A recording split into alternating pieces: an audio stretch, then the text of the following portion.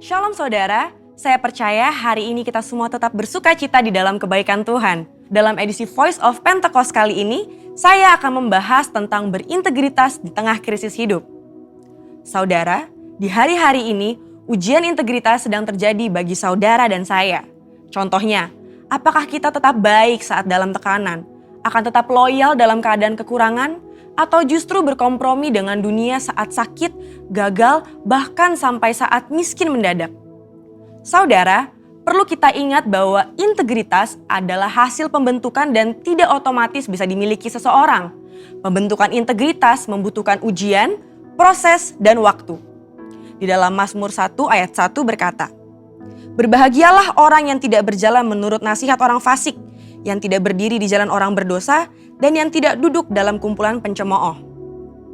Jadi, melalui ujian, seseorang bisa terbukti apakah ia ada di jalan yang benar atau tidak.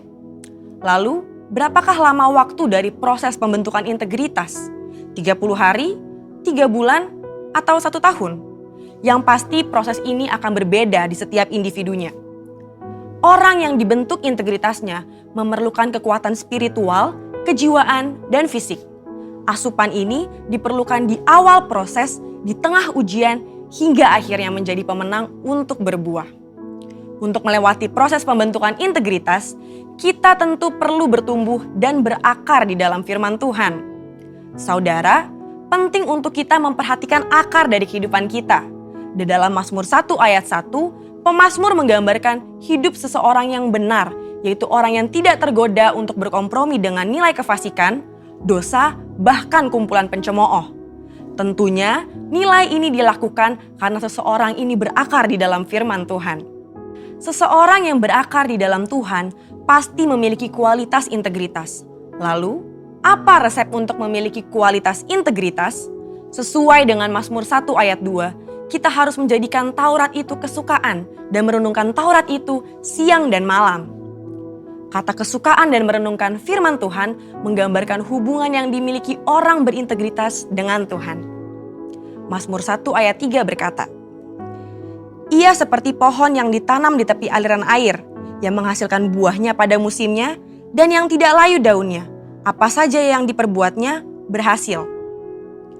Untuk hidup, jelas sebuah pohon membutuhkan air. Namun, betapa beruntungnya pohon yang ditanam di tepi aliran air. Ia tidak membutuhkan waktu lama dan usaha besar untuk akarnya mencari air. Kesukaan dan merenungkan firman-Nya siang dan malam merupakan gaya hidup orang berintegritas. Hal ini digambarkan dalam Mazmur 1 ayat 2 dan 3. Dikatakan gaya hidup karena hal ini dilakukan setiap hari. Apakah mungkin gaya hidup terbentuk begitu saja? Jawabannya adalah tidak. Hal ini dimulai dari cinta mula-mula. Namun orang benar perlu membangun disiplin rohani dan memelihara cintanya. Disiplin rohani dalam pembacaan dan perenungan firman Tuhan menunjukkan gaya hidup orang berintegritas. Seperti pohon yang bertumbuh dan berakar di tepi aliran air, akan mudah untuk bertumbuh dan berbuah. Demikian digambarkan gaya hidup orang yang berintegritas, yang kesukaannya ialah merenungkan firman Tuhan siang dan malam. Dalam Yohanes 15 ayat 7 dan 8 berkata, "Jikalau kamu tinggal di dalam aku dan firmanku tinggal di dalam kamu, mintalah apa saja yang kamu kehendaki dan kamu akan menerimanya. Dalam hal inilah Bapa-Ku dipermuliakan, yaitu jika kamu berbuah banyak dan dengan demikian kamu adalah murid-murid-Ku." Di ayat ini, Yesus menjelaskan hubungan sebab akibat yang erat antara gaya hidup merenungkan firman dengan berbuah dalam kehidupan. Apa buah yang diinginkan Tuhan dihasilkan oleh setiap umatnya? Buah-buah yang Tuhan ingin kita hasilkan adalah buah pertobatan, buah kehidupan, buah karakter, dan buah jiwa-jiwa. Selain itu, apa dampak lain dari tertanam di tepi aliran air? Dalam Mazmur 1 ayat 3 menjelaskan dengan tidak layu daunnya. Hal ini sama dengan kita memiliki daya tahan yang tinggi terhadap berbagai situasi kehidupan.